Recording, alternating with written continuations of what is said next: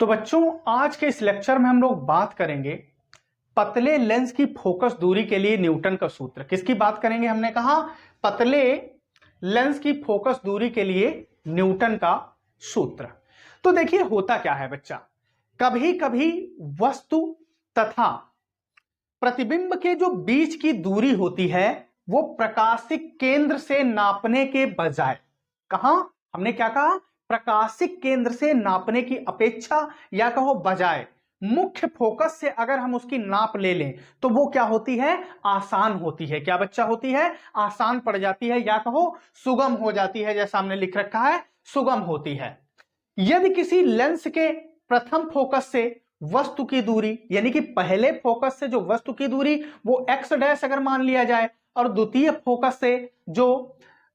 Focus से प्रतिबिंब की दूरी वो बच्चा क्या ले ली जाए, एक्स ले ली जाए, ठीक है। तब न्यूटन ने एक सूत्र का निगमन किया, या जो सूत्र बनता है वो क्या बनता है, एक्स एक्स डैश बराबर एफ एफ डैश। इसी सूत्र को क्या कहते हैं, न्यूटन सूत्र कहते हैं। और बच्चा यहां पर एफ डैश और एफ जो है वो लेंस की प्रथम व द्वितीय फोकस दूरियां हैं। क्या प्रथम व द्वितीय फोकस दूरियां हैं? तो देखिए पुनः देख लेते हैं। क्या हमने कहा, कभी कभी ऐसा होता है कि हमें अगर जहां पर वस्तु रखी है और जहां पर वस्तु का प्रतिबिंब बनता है, अगर इनके बीच की दूरियां क्या बच्चा हमें मेजर करनी है, तो क्या होता है कि लेंस के प्रकाशिक केंद्र से नापने की अपेक्षा लेंस के मुख्य अक्ष से नापना क्या हो जाता है, सुगम हो जाता है या आसान हो जाता है। यदि किसी लेंस के प्रथम फोकस से वस्तु की दूरी हमने क्या मानी, एक्स डैश, और द्वितीय फोकस से क्या हो, दूरी एक्स हो, तब जो सूत्र बनता है एक्स एक्स डैश बराबर एफ एफ डैश, जहां पर एफ डैश व एफ क्या है, लेंस की बच्चा प्रथम व द्वितीय फोकस दूरियां हैं। तो आइए अब हम इसके सूत्र का निगमन करते हैं। तो बच्चा देखो हमें करना क्या है, हमें कोई पतला उत्तल लेंस लेना है। सबसे पहले क्या हमें क्या लेना है, कोई पतला उत्तल लेंस। तो हमने क्या कहा, ये हमारा रहा भैया कोई पतला उत्तल लेंस, ये हमारा रहा कोई पतला उत्तल लेंस। अब मुख्य अक्ष है तो मुख्य अक्ष पर बच्चा क्या होंगे, दो फोकस होंगे। तो हमने क्या कहा, ये हमारा रहा प्रथम फोकस, ये हमारा क्या रहा लाल, प्रथम फोकस। हमने इसको नाम दे दिया एफ डैश। क्या दे दिया, एफ डैश। और उसके बाद में ये हमारा रहा द्वितीय फोकस, इसको हमने नाम क्या दे दिया, एफ दे दिया। क्या दे दिया, एफ दे दिया। और जो हमारा प्रथम फोकस है, प्रथम फोकस के ये दायां साइड, ये बायां साइड हमने मान लिया कि कोई परिमित आकार की वस्तु रखी है जिसका नाम है, हमने कह दिया ओ और ओ डैश। क्या नाम है, ओ ओ डैश वस्तु का हमारी नाम है। अब सबसे पहले तो हम ये जान लेते हैं कि ये प्रथम फोकस और द्वितीय फोकस होते क्या हैं। तो देखिए हम इसको एक फिगर के माध्यम से समझाते हैं। तो क्या किसी गोलीय पृष्ठ, हमने कह दिया थोड़ी देर के लिए ये बच्चा हमारा रहा गोलीय पृष्ठ। तो किसी गोलीय पृष्ठ में का हमने कहा एक बिंदु ये और एक ये हमने क्या मान लिया, ये हमारा है प्रथम, और ये बच्चा हमने क्या कह दिया, ये हमारा है द्वितीय। तो देखिए प्रथम फोकस की परिभाषा क्या होती है, कि प्रथम फोकस की परिभाषा ये बनती है। तो यहां से देखना, हमने कहा ये वस्तु रखी है, तो भाई वस्तु है, इससे क्या होंगी, ढेर सारी प्रकाश किरणें निकलेंगी।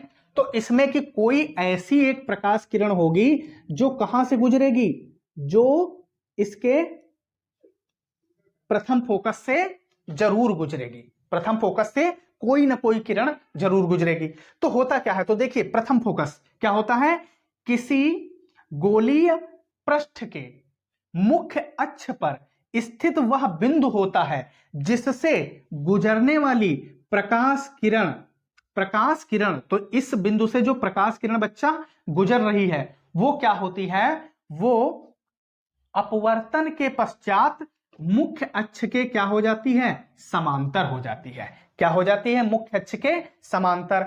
अब द्वितीय फोकस समझो क्या होता है। तो देखिए द्वितीय फोकस क्या होता है, द्वितीय फोकस अक्ष पर स्थित, मुख्य अक्ष पर स्थित वह बिंदु होता है जिसमें क्या होता है, मुख्य अक्ष के समांतर आने वाली प्रकाश किरणें क्या होता है, अपवर्तन के पश्चात द्वितीय फोकस से पास होती हैं। और ये बच्चा दोनों जहां पर काटती हैं वहां पर क्या बनता है, प्रतिबिंब बनता है। किसका प्रतिबिंब, जो आपने वस्तु ली है उस वस्तु का वास्तविक प्रतिबिंब बनता है।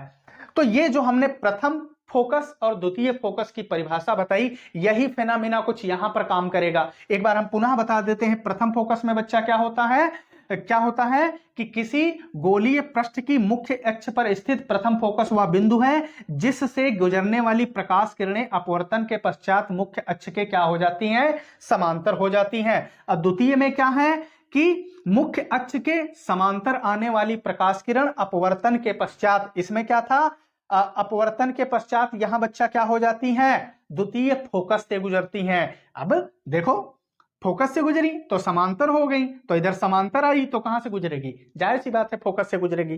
तो देखिए अब यहां क्या होगा, तो हमने कहा कि मुख्य अक्ष के समांतर जो प्रकाश किरण आ रही है, तो अभी आपने देखा अपवर्तन के पश्चात बच्चा कहां जाएगी, अपवर्तन के पश्चात द्वितीय फोकस से गुजरेगी। अब उसके बाद में प्रथम फोकस, अब कोई प्रकाश किरण यहां से भी तो निकलेगी, यहां से भी निकलेगी ना बच्चा। तो आप देखेंगे जो प्रकाश किरण कहां, फोकस से गुजरती है, फोकस से गुजरती है, अपवर्तन के पश्चात बच्चा क्या होती है, अपवर्तन के पश्चात मुख्य अक्ष के क्या हो जाती है, समांतर। फिर हमने क्या कहा, ये दोनों जहां पर काटती हैं, ये दोनों जहां क्या करती हैं, क्रॉस करती हैं, वहां बच्चा क्या बनता है, ये दोनों जहां क्रॉस करती हैं वहां क्या बनता है, इमेज बनता है। क्या लाल मेरा बनता है, वहां पर इमेज बनता है। ठीक है, तो ये हमारा हमने कहा इमेज बन गया आई और आई डैश, क्या बन गया, या यूं करो, चलो ठीक है, आई आई डैश, ये हमारा बना। अब देखते हैं बच्चा इसके बाद में इसका, अब बच्चों इसका हम लोग कुछ नाम दे देते हैं। अब यहां पर बढ़िया फिगर नहीं बन रहा था, इस बिंदु को उठा के बच्चा यहां रख दो, नहीं तो फिगर अच्छा नहीं लगता, ये रख लो। ठीक है, फिगर अब अच्छा लगेगा, यहां से क्रॉस कर देते तो फिगर अच्छा नहीं लगता। अब देखिए कुछ नाम दे देते हैं इनको। हमने कहा ये हमारा बिंदु है ए, ठीक है, और ये बच्चा हमने क्या ले लिया, बी ले लिया, ये ए और ये हमारा रहा बी बिंदु। ठीक है, इसको भी चाहो कुछ नाम दे दो। हमने कहा ये हमारा बिंदु रहा बच्चा सी रहा, क्या रहा, सी रहा। ठीक है, अब हम क्या करेंगे,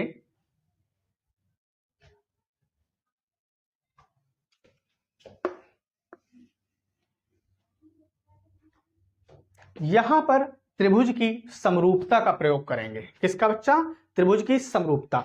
तो त्रिभुज की समरूपता में क्या था, वैसे तो ये 3 प्रकार की होती है, लेकिन एक उसमें टाइप था, तंत्र से याद करो, कि समांतर भुजाओं की जो अनुपातिक वैल्यू होती है वो आपस में क्या होती है, बराबर होती है। किसी दो त्रिभुजों के समांतर भुजाओं की अनुपातिक वैल्यू आपस में क्या रहती है, बराबर रहती है।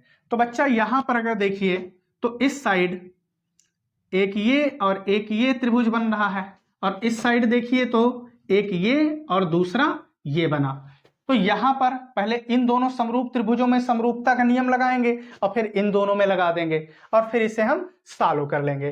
तो हम क्या लिखेंगे बच्चा, त्रिभुज F dash O O dash, त्रिभुज त्रिभुज F dash O O dash तथा त्रिभुज, अब दूसरा क्या बनेगा, एफ डैश सी बी, त्रिभुज एफ डैश सी बी, ये बच्चा क्या है, समरूप है। ये क्या है, समरूप है, समरूप है। तब तो यहां से देखो बच्चा, ये भुजा इस भुजा के क्या है, समांतर है। तो यहां से आप देखेंगे तो हम ये कहेंगे कि ओ ओ डैश बटे कितना हो जाएगा, सी बी। क्या हो जाएगा, सी बी बराबर। अब अगर देखो तो ये भुजा इस भुजा के समांतर है, तो एफ डैश ओ, ये बच्चा क्या हो जाएगा, हमने कहा एफ डैश ओ बटे कितना जाएगा, एफ डैश ओ बराबर हो जाएगा एफ डैश सी के। किसके बच्चा, एफ डैश सी के। बट अगर ध्यान से देखो तो सी बी भुजा बराबर किसके है, आई डैश आई के। तो यहां हम कह सकते हैं कि बट सी बी बराबर बच्चा किसके हैं, आई डैश आई के। तो सी बी की जगह हम रख सकते हैं, तो ये हो जाएगा ओ ओ डैश बटे हम कहेंगे आई डैश आई बराबर बच्चा क्या हो जाएगा, एफ डैश ओ और बटे क्या हो जाएगा, एफ डैश सी। कितना हो गया, एफ डैश सी। अब इसी प्रकार अगर ध्यान से देखो तो ये दोनों त्रिभुज ले लो। अब बच्चा क्या ले लो, ये दोनों त्रिभुज ले लो।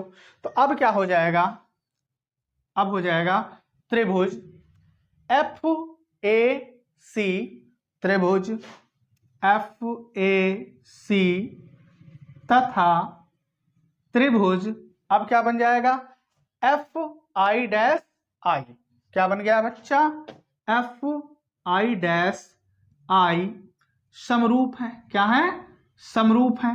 तो यहां पर जब हम समरूपता का रूल लगाएंगे तो आप देखेंगे क्या बन जाएगा, यहां से ये वाली जो है दोनों, ठीक है तुम्हारी ए, ये ए सी किसके समांतर है, आई डैश आई के। तो हम बच्चा क्या कहेंगे, ए सी और किसके अनुपात में जाएगा, आई डैश आई बराबर। अब यहां से देखो ये दोनों आपस में समांतर हैं, तो हम क्या कहेंगे, एफ सी बटे बच्चा क्या हो जाएगा, एफ आई डैश। ये क्या हो जाएगा, एफ आई डैश। अब अगर ध्यान से देखो बच्चा, तो ये जो ए सी है, ए सी ये बराबर किसके है, ओ डैश के। तो बट ए सी बराबर क्या है बच्चा, ओ ओ डैश। तो ए सी की जगह हम क्या रख देंगे, O O dash upon I I dash बराबर क्या चल रहा है, एफ सी बटे एफ आई डैश। एक काम करो, इसको कह दो ये समीकरण 1 है और ये समीकरण क्या है, 2। तो समीकरण 1 और 2 के LHS तो बराबर हैं। तो अगर समीकरण 1 और 2 से देखें तो ये आपस में बराबर हो जाएंगे। तो बच्चा क्या कहेंगे, फ्रॉम इक्वेशन 1 एंड 2। तो 1 और 2 से देखो तो क्या आएगा, एफ डैश ओ बटे एफ डैश सी, एफ डैश ओ बटे एफ डैश सी और बराबर बच्चा हो जाएगा एफ सी बटे एफ आई डैश। अब फ्रॉम फिगर तो देखो हमने जैसा कि यहां क्या बता रखा है, ध्यान से देखिए, मुख्य फोकस से नापनी हो तो प्रथम फोकस से वस्तु की दूरी एक्स डैश। तो प्रथम फोकस से एक्स की दूरी क्या बच्चा ले लो, एक्स डैश, ठीक है। और उसके बाद में द्वितीय फोकस से प्रतिबिंब की दूरी हमने क्या मानी थी, एक्स, ठीक है। अब इधर से प्रथम फोकस की फोकस दूरी हमने क्या ली थी, एफ डैश, और द्वितीय फोकस के लिए फोकस दूरी बच्चा क्या थी, एफ थी। तो फटाफट रख दीजिए। तो एफ डैश ओ देखो बच्चा क्या है, एक्स डैश, क्या है आपके पास, ये बनेगी एक्स डैश। लेकिन एक्स डैश ये इधर किस में होगी दूरी, ऋणात्मक, तो माइनस का, बटे एफ डैश सी। तो एफ डैश सी ये हमने क्या ले रखी है, एफ डैश, लेकिन वो भी किस में होगी बच्चा, ऋणात्मक एफ डैश बराबर। ऐसे इधर से देखो एफ सी, ठीक है, क्या एफ सी, तो एफ से सी क्या है, एफ है, क्या बच्चा, एफ अपॉन ये क्या है, एक्स। तो माइनस से माइनस क्या हो गया, कैंसिल, क्रॉस मल्टीप्लाई कराओ। तो एफ एफ डैश बराबर क्या आ गया बच्चा, एक्स एक्स डैश, या कहो एक्स एक्स डैश बराबर क्या आ गया, एफ एफ डैश। यही है बच्चा हमारा पतले लेंस के लिए न्यूटन सूत्र। इस साइड का बच्चों तुमको दिख नहीं रहा होगा, इसलिए हमने कैमरे को क्या किया है, मोड़ दिया है। आप स्क्रीनशॉट अगर लेना है आपको तो आप ले सकते हैं, आप आराम से ले लो। तो बच्चों हम आशा करते हैं कि हमारा वीडियो आपको पसंद आया होगा। अगर हमारा वीडियो आपको पसंद आया है तो वीडियो को लाइक करिए, शेयर करिए, और अगर अभी तक चैनल को सब्सक्राइब नहीं किया तो चैनल को सब्सक्राइब करिए। आज के इस लेक्चर में बस इतना ही, मिलते हैं अगले लेक्चर में। धन्यवाद।